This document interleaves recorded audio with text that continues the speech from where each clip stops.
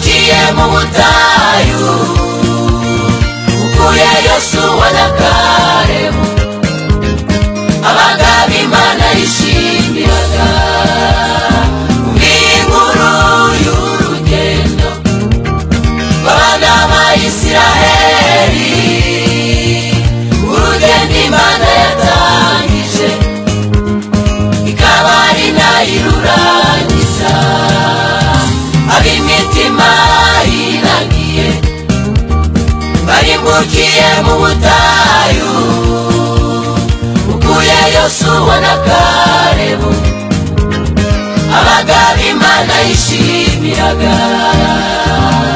Emerera Mana endane nawe, ubutayu nta byiza bibayo.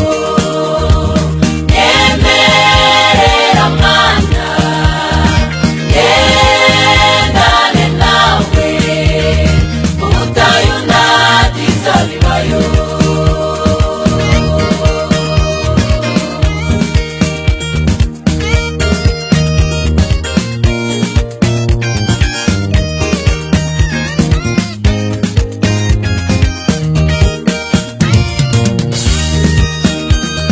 Babonye inyanja icikamo, babonye ya nkingi y'umuriro, barya ibyo kurya byo mu ijuru, ariko baranga barinangira.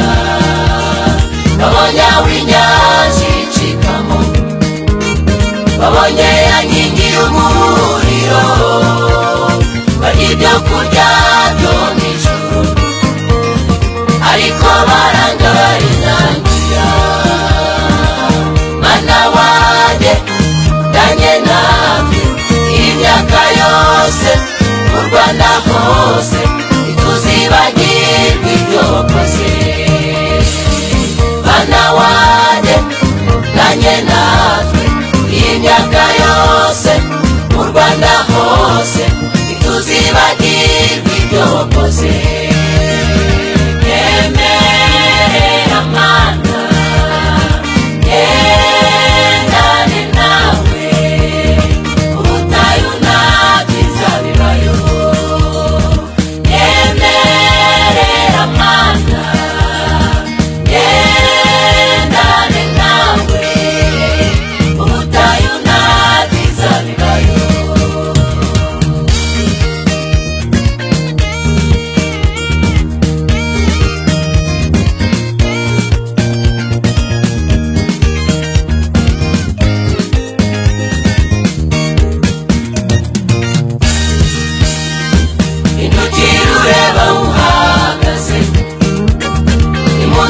Subiranywe Egiputa, emeruke mu rugabangabo, ikererezwa n'Abanyegiputa. Inukira ureba uhagaze, imunzira isubiranywe Egiputa, emeruke mu rugabangabo, ikererezwa n'Abanyegiputa. Nimukore amahamba mubibwire n'aba bandi bose ko tugiye kugera iyo tujya.